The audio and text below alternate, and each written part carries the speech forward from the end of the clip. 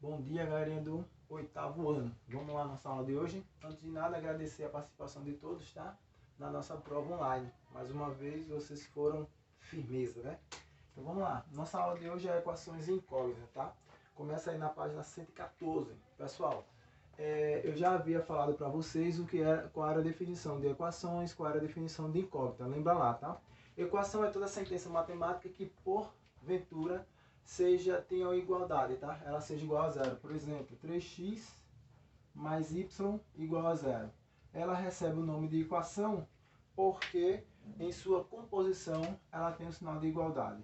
Então, toda sentença matemática que tem um sinal de igualdade é denominada equação, beleza? Continuando aqui, a minha equação ela pode ser composta por mais de uma incógnita, tá? Nesse caso aqui, ó, eu tenho duas incógnitas, incógnita x e incógnita y. Ela também pode ser uma equação fracionária. Por exemplo, 4x mais 2 sobre y menos 1 igual a zero. Aqui novamente eu tenho uma equação, igualdade, né? Igual a zero. E aí eu tenho uma fração e tenho duas incógnitas. Então todas as sentenças aí que se referem à definição de equação que vocês podem encontrar, está constituída aqui nesses dois exemplos, tá? Uma equação é dita pela igualdade, chamada de equação pela igualdade. A minha equação ela pode ter duas incógnitas ou apenas uma única incógnita. A minha equação pode ser fracionária e ela pode ser do primeiro, do segundo, terceiro grau e assim sucessivamente, tá? Vai depender do tipo de equação que você esteja trabalhando. Certo. Visto isso, a gente viu a questão do domínio de uma equação, tá? Lembra lá. Domínio da equação. O domínio da equação é dada pela sentença onde a equação tem uma existência, tá? Aonde ela deixa de ter existência, sai fora da definição do domínio dela. Por exemplo, essa equação, ela tem domínio, se eu pegar essa como exemplo, ela tem domínio dentro do conjunto dos números reais. O domínio dessa equação é o próprio conjunto dos números reais, tanto para x como para y. Tanto faz eu colocar um número real aqui, como um número real aqui, que ela continua sendo uma equação, ou seja, qualquer número real serve para a minha primeira sentença. Mas se você for olhar a segunda, tá? Para x, eu posso pegar qualquer número real. Domínio para x é qualquer número real. Vou colocar aqui um x, tá? Mas se eu pegar o domínio avaliando o valor de y, não pode ser qualquer número real. Por que não pode? Porque se você pegar 1 e 1 é um número real, se você pegar, fica 1 menos 1 e 1 menos 1 é 0. Ou seja, o meu denominador ficando 0, isso não tem existência, né? Todo mundo lembra aí que não existe divisão por 0. Então, logo, quando eu for avaliar isso aqui, ó, y menos 1 tem que ser um valor diferente de 0. Logo, y tem que ser valor diferente de 1. Então, o domínio dessa função é qualquer número real menos 1. Olha só aí, tá? Em função de y, o domínio da minha equação, na verdade, da minha equação, é qualquer número real menos 1. Então, tá aí a definição de domínio. O domínio você avalia para o ponto qual a função não tem existência. Nesse caso aqui, não tem esse valor que ela não tem existência. Para qualquer valor real, ela sempre vai existir. Então, domínio real. Quando você olha para a sua segunda expressão, sua segunda equação, o numerador tem domínio, né, real, porque ela tem existência em todo número real. Só que em relação a y, não. Em relação a y, ela deixa de ter domínio no valor igual a 1, porque isso faz com que o meu denominador seja todo igual a 0. Certo? E aí eu avalio isso para diferente de 0, como eu fiz aqui, ó. Sempre quando tiver no denominador, avalia lá para diferente de 0. E os casos que podem surgir para avaliar o domínio de uma função é quando aparece uma raiz no numerador. E aí, quando aparecer uma raiz no numerador, vou colocar aqui um número x qualquer, tá? Só para exemplificar. Quando aparecer uma raiz no numerador, ou só na expressão, a expressão for raiz, você tem que avaliar isso aqui para maior ou igual a 0. Se, porventura, a minha raiz aparecer no denominador, você vai avaliar isso aqui só para maiores de que 0. Certo? Então, são as três situações que, porventura, podem surgir. Anotem aí no caderno de vocês, tá? Um denominador, uma equação fracionária. uma equação racional, aonde tem uma raiz, e pode aparecer uma equação racional aonde a minha raiz está no denominador. Então são situações diferentes. Nessa situação, para diferente de zero.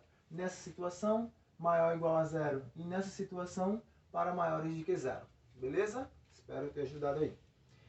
Pessoal, quando a gente resolve uma equação, vou apagar aqui, tá? Na verdade, a gente está encontrando a raiz da equação. Ou, se preferir, o conjunto de solução. Tá? Conjunto, solução.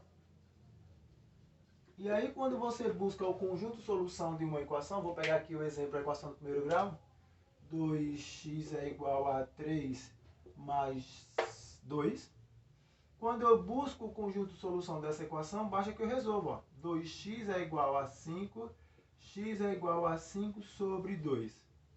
Então, o conjunto de solução da minha equação é dada por x, que pertence a R, porque R, novamente, R é o domínio. Então, x pode ser qualquer número real. Porém, nesse caso, para todo, x igual a 5 meios. Aqui. Esse é o meu conjunto de solução. Mas para construir o conjunto de solução, eu encontrei a raiz da equação, tá? Esse valor que eu encontro aqui, ó, quando eu igualo x, né, igual a um valor único, é chamado de raiz da equação. E aí você constrói seu conjunto de solução. Simples e fácil, certo? Lembrando que o seu conjunto de solução tem que ser dado dentro do conjunto universo, tá? Eu não defini aqui, mas eu poderia dizer, encontre o conjunto de solução da equação dentro do conjunto de números reais. Encontre o conjunto de solução dentro do conjunto dos números naturais. Aí só seria n. Dentro do número dos conjuntos inteiros, só seria z. E assim sucessivamente, tá? Você tem que observar qual é o conjunto, né, universo da sua equação, certo? E aí pode diferenciar de uma para outra em conjunto real, conjunto inteiro, conjunto natural, conjunto racionais, porque vai depender do enunciado da questão. Equações equivalentes também tínhamos tocado nessa definição, né? Equações equivalentes. Equivalentes. Quando tocamos nessa definição de equações equivalentes, falamos, ó, equações equivalentes vem da definição de frações equivalentes. Quando você tinha lá meio, para encontrar uma fração equivalente, você multiplicava em cima e embaixo pelo mesmo valor. 5 décimos. Multiplicava em cima e embaixo pelo mesmo valor. 10 vinteavos. E assim sucessivamente. Correto? Mesma coisa é uma equação. 2x mais y igual a 4.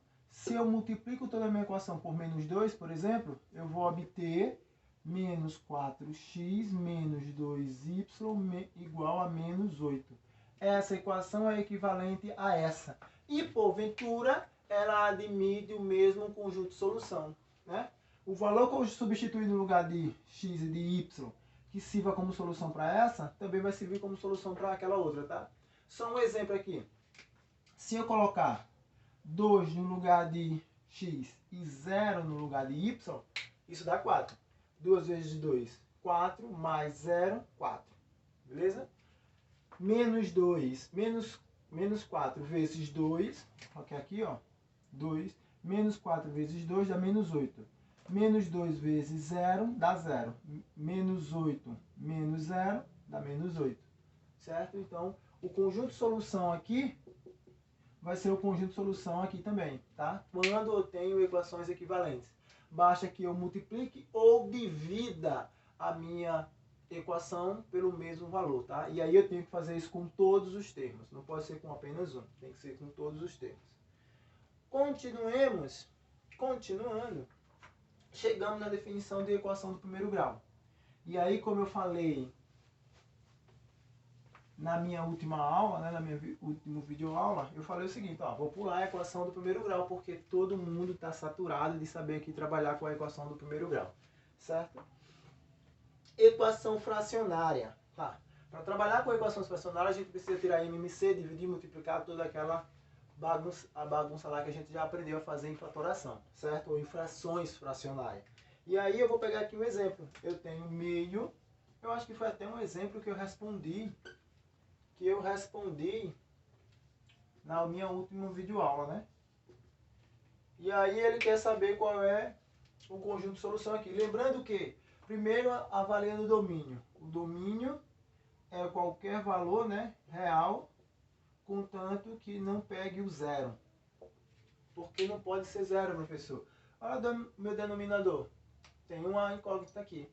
Então, o meu x não pode ser zero, porque 2 vezes 0 dá 0. E essa parte aqui não vai existir se esse cara for zero. Então, tem que ser qualquer valor real menos o zero, certo? E aí eu começo a resolver tirando o MMC. MMC entre 2, 1 e 2x é o próprio 2x. Lembre aí como é que faz para tirar MMC, tá? A gente fez na aula passada, ó. 2 e 2x por 2 que dá 1, x, x que dá 1, certo? Eu posso dividir por 2 esse cara porque 2 está multiplicando x. Se estivesse somando, eu não poderia, mas como está multiplicando, eu posso. Então, meu MMC é 2x. Divido, multiplico, então vai ficar 2x mais 4x igual a x mais 1. Quando eu somo tudo, vai me dar 6x igual a x mais 1, porque esse cara vai cair com esse, porque estão em lados opostos da igualdade. E aí vai ficar 6x menos x igual a 1, 5x igual a 1, e aí eu obtenho que x é igual a 1 quinto. Equação fracionária não tem bicho e sete cabeça. Resolvemos da mesma forma que resolvemos qualquer equação. A única diferença aqui é porque trabalhamos com a definição de MMC, certo? A gente faz MMC aqui para trabalhar. E aí, vale do que você aprendeu quando a gente estudou frações, né? Equações fracionárias, né? Frações algébricas, na verdade. Então, como você aprendeu lá, você aplica a definição de MMC aqui e resolvemos a nossa situação. Entramos em outra situação aqui, ó. Ele fala o seguinte, ó. Fatoração e resolução da equação. Vamos pegar aqui um exemplo. 2x, né? 2 sobre x menos 3 menos 2 sobre 4 menos x igual a 1 menos x sobre x ao quadrado menos 7x mais 12. Certo? Observe-se o seguinte, tenho que tirar o MMC desses caras aqui. Da mesma forma que eu fiz aqui, tá? Então vou pegar x menos 3, vou pegar 4 menos x e vou pegar esse cara. Só que quando eu fatoro esse cara, eu percebo que ele é justamente o produto desses dois caras aqui, ó. X menos 3 e 4 menos x, por definição. Então, quando eu fatoro por x menos 3, eu obtenho 1, 4 menos x e 4 menos x. Depois por 4 menos x, que me dá 1 e 1. Então, o meu MMC aqui é o próprio x ao quadrado menos 7x mais 12, tá? É a própria representação aí desse cara. E aí, o que é que temos aqui? Fazendo o MMC, vai ficar x menos 3, que multiplica 4 menos x, da mesma forma do outro lado. X menos 3, que multiplica 4 menos x. Divide e multiplica, 2 que multiplica 4 menos x, menos. Divide e multiplica, 2 que multiplica x menos 3. Vocês lembram como é que faz isso, né? Quando eu divido esse cara por esse, eu corto os iguais. O que me sobra eu jogo em cima, multiplicando o número de cima, tá? Então, quando eu dividi esse por esse, x menos 3 caiu com x menos 3, sobrou 4 menos x, que eu joguei multiplicando 2. Mesma coisa eu fiz aqui, tá? Caiu 4 menos x, sobrou, joguei multiplicando 2. A mesma coisa aqui, quando eu dividir esse por esse, vai me dar 1, vai sobrar 1 menos x. 1 menos x. Esse cara vai eliminar esse, ficando chuveirinho, né? Menos 2x mais 6 igual a 1 menos x. Resolvendo essa situação aqui.